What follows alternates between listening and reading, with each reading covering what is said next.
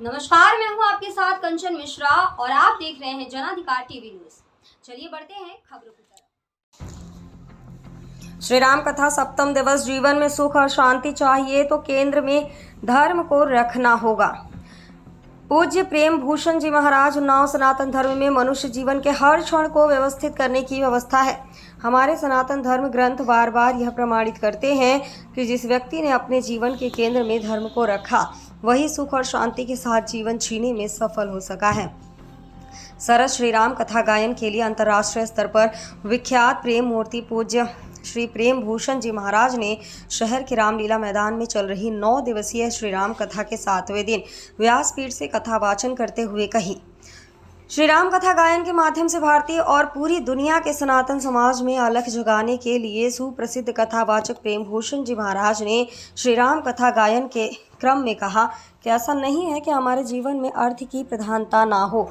हम जिस युग में जी रहे हैं वह कलयुग अर्थ प्रधान युग ही है, लेकिन केवल अर्थ हमें सुख और शांति नहीं प्रदान कर सकता है। अर्थ अगर धर्म से युक्त हो तो वह सुख, आनंद और शांति प्रदान करने में सक्षम होता है। आनंद भी कहीं से आता नहीं है, यह स्वयं की अनुभूति है। मन जब सत्कर्मों में रुचि लेने लगे तो मान लीजिए कि आनंद की स्थिति जीवन में आने वाली है। पूज्य श्री ने कहा है कि जीवन में अभाव का होना भी आवश्यक है। ठीक इसी प्रकार भगवान श्री राम का विरोध या निंदा करने वाले के कुल का नाश सुनिश्चित हो जाता है।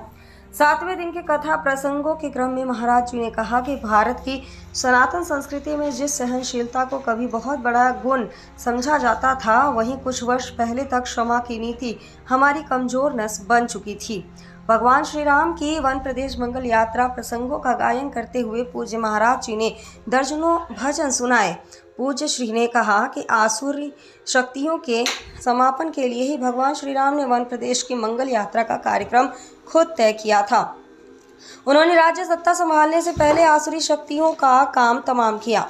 राम जी से हमारी युवा पीढ़ी को यही सीख लेनी की आवश्यकता है कि युवा अवस्था में जो तपता है उसी का जीवन सफल होता है। आराम तलब युवा का जीवन खुद ब खुद अस्त व्यस्त हो जाता है।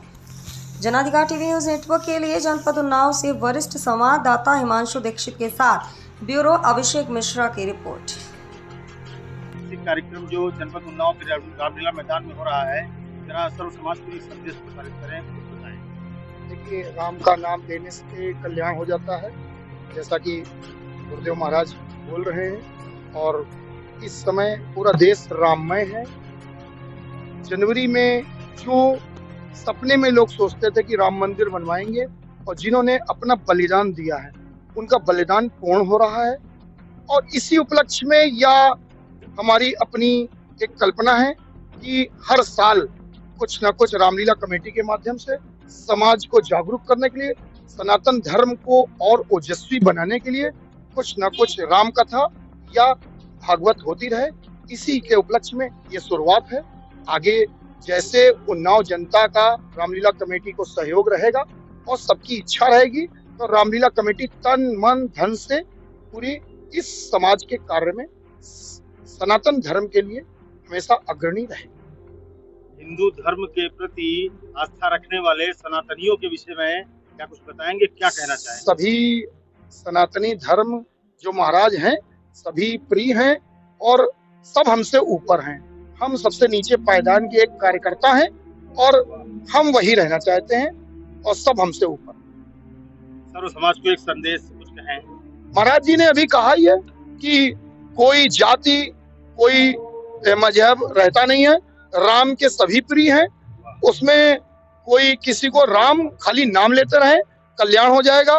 अंतिम यात्रा के समय भी राम नाम ही लोग लेते हैं, तो अंतिम यात्रा से पहले मनुष्य को राम राम बोलना चाहिए, जिससे उसकी अंतिम यात्रा सुलभ आसान हो जाए।